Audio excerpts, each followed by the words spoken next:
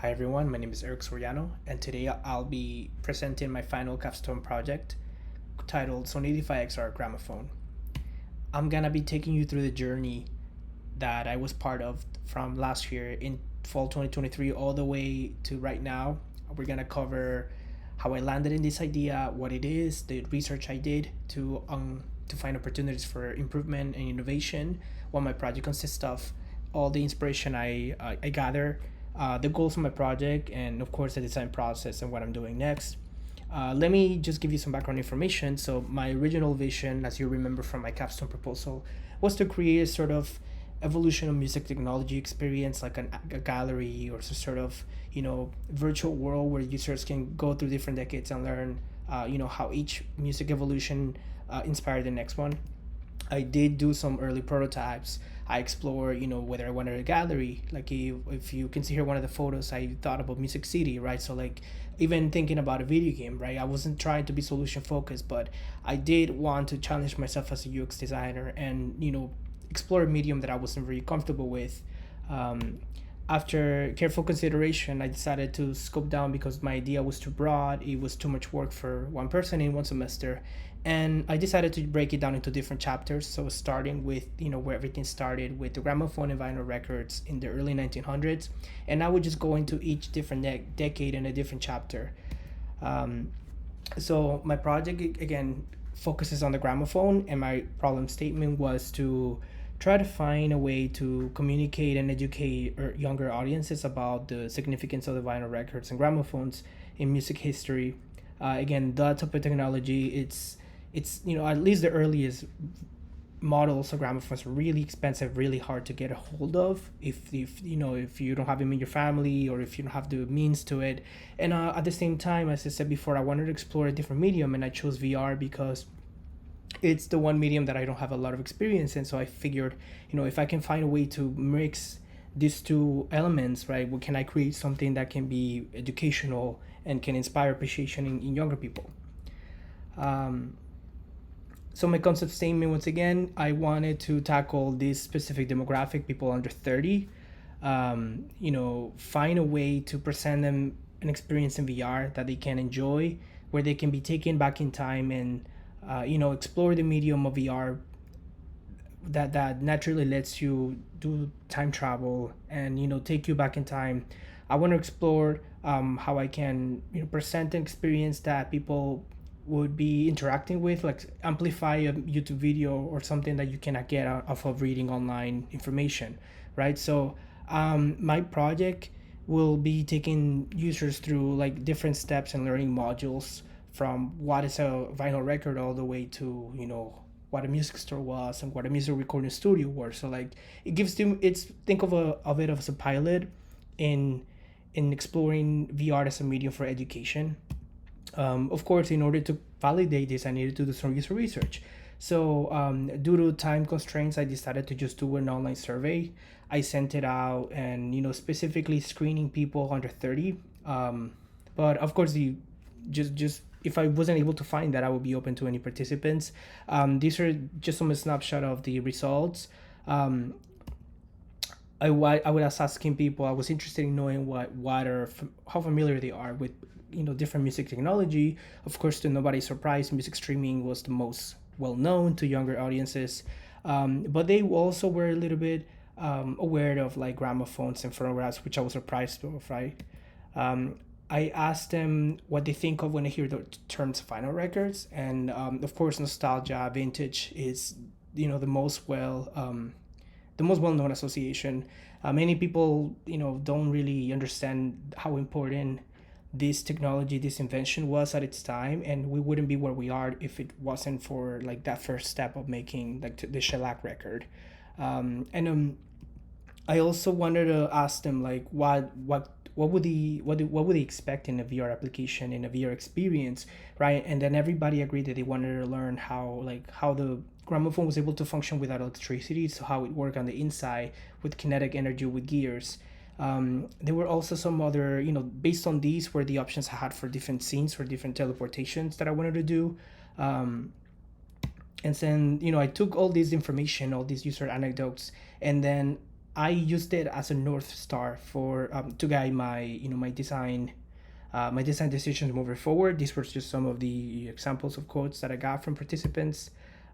So then I eventually decided to going back to my original question, right? Like, how can I create an educational experience for younger audiences? How can I present them the history of the gramophone, how it works, and its impact in the music industry and the music technology through VR, right? Like, what can I do in VR that like a music app or a video cannot do? And then that led me to my project, Sonidify XR.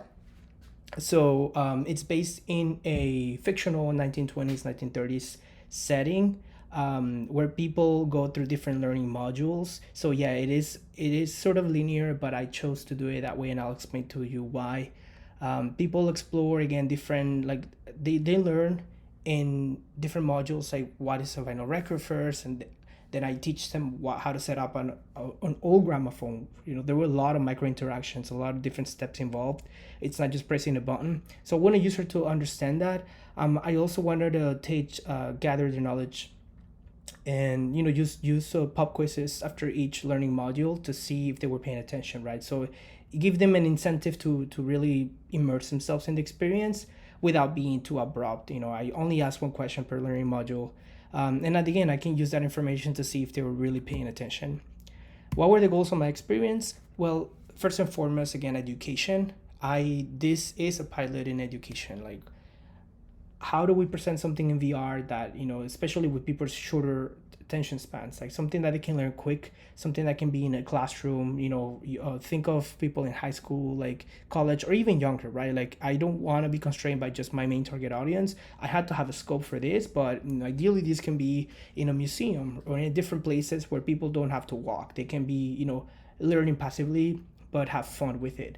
I also want to inspire anybody else that comes across my project to see, this is what you can do in VR if you want to teach about music, right? Like, inspire people to get into vinyl records, inspire people to get into technology and engineering, right? Like, just just really provoke thought, right? If I ever find out that somebody used my project as an inspiration, just like I found other people's projects inspirational, that would be a success metric for me. I also, since the nature of my project was the 1920s, 1930s, I had to use naturally music from that era. So also enjoying music playback, I knew from the beginning I wanted a project that had some sort of playback in it. So I'm introducing a couple of songs, and perhaps people can enjoy new genre, right? Maybe this is a way that they can find interest in early 1900 artists like Louis Armstrong, Frank Sinatra, etc. So the main features of my project, again, the people are able to learn, interact with a real old gramophone. They can shrink and go inside the gramophone, like learn how it works mechanically, right? Obviously, I'm not gonna be able to cover all the different gears, but I give them an overview of like the most important parts. How the speed of the record of the turntable determines like the how many songs are played in each record, like hence why they get the name. 78, 45 RPM, etc. I also have interactive quizzes, like I said before, to see if people are paying attention. And then the music playback. What inspired me to create this? Well, I didn't only look at VR projects for inspiration. The whole rotating platform that I'm gonna be showing is based on Disney's Carousel Progress, a real world example. They do this, like they take people through different like decades of technology in sort of like a rotating auditorium. So users don't move, right? They just go through different rotations. That's the main inspiration for my project, but in VR. I also was inspired to do a audiovisual narrative style from Traveling While Black. So the focus is mainly on like the narrated voice clips that I'm using. Because, and again, users are not moving, right? So they depend on me to tell them the story I'm trying to tell them. This project was really influential for me. Then the whole shrinking and growing, naturally VR allows you to do that. So I just looked into one example that allows you to do it. Like in this one, you click in a painting and you can go in it. You can shrink and go inside of it. My design process was I used Unity and the extra toolkit because I wanted my project to be able to be used on any headset. For the decisions, I decided to use the VR controller because hand tracking, while it was very cool and I could have done things with it. I know one of you gave me an idea to use like a real world physical vinyl. That was amazing, but I had to think about accessibility, which I prioritize. I know some people, for example, that don't like their hands wouldn't be scanned correctly, so they wouldn't be able to enjoy this experience. But VR controllers are more like accessible, and they have the rumble, and they have more accuracy, and that's what I really wanted in this project. My US style guide, I got inspiration from Art Deco, and this I figured this out early on in the project because I wanted to have like a strong brand identity for my project, and naturally, Art Deco just happens to be perfect for this. I didn't really see any other precedents that showed me this, so I had to do my own assets from scratch mainly. But I had these different mood boards, just all the inspiration I looked at online, patterns, my style guide that I use. This is the timeline in which I did everything this semester. And then my scene design. So I had this intro with, again, like panels. I'm giving user the ability to do a short tutorial how to use VR, which is optional. And then I have this one video in which I wanted to cover like, I'm not going to be able to cover everything. So for example, Thomas Edison events in the Gramophone, like fun facts like that, I just put them in a short video, giving user the ability to turn from black and white or color if they want to. And again, I made most of my assets from scratch just because I didn't like want to spend money on them. And then of course, one of the most important parts, the internal machine. I had to watch a lot of videos of people like cleaning these artifacts or like putting them apart and just showing, just to really understand, like, am I designing something accurate, right? Again, like I said, I wasn't gonna be able to do every single piece, but I did focus on the most important ones that somebody younger might be interested in learning, like just to get the point of crossing, like what happens when you rotate the handle on the side, what happens inside, and how that affects the whole like rotation and playback. For user testing, I was able to test this with 4 users. They have more bandwidth to do more, because it's really hard to find people at my job that were able to help me. I didn't have that much time outside of work, nor did I know anybody around Nashville to really help me out. So I had to, be resourceful and invent in Amplify. These are just some screenshots. Again, everything went successful. Some of the issues that I had were just like multiple audios playing simultaneously, but as far as user experience is concerned, everybody was able to complete the experience from start to finish without any help from me, which was, again, something that my project is basically a giant tutorial. So if I didn't have to help them, that was already a success. Here is the SUS score. Again, great results overall.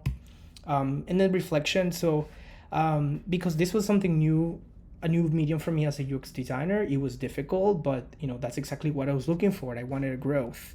And again, the nature of this project, focusing on the 1920s, just allowed me to learn things I didn't know before. I didn't know all the different facts about like the original gramophone, the original vinyls. And then throughout experience, again, I wanted to leverage accessibility and different trade-offs. That's why I chose controllers, and like thinking about being accessible to users and putting them in the front and center was obviously just naturally had to do it from the UX standpoint. But from when it comes to VR, right, like you have all these more degrees of freedom. So this challenge allowed me to grow in that domain. Moving forward, I will be working, on the different other decades, the different media, which are the cassette, CD, and obviously each one would be like based on a different decade. So, for example, the cassette, I'm going to show you the next steps. The cassette would be based on like 60s, 70s, 80s, and I'm already thinking about like what that's going to look like. It's not going to be a rotating platform. Think of it like at a different gimmick, right? But I'm going to be like, how am I going to present that to user? What are they going to learn? Teach them how the cassette was very influential after the vinyls, the Walkman, the boombox. And, I created a mood board just to kind of give you an idea where my project's heading. And then that concludes my presentation. At this point, I want to, thank you all for watching, and then until next time.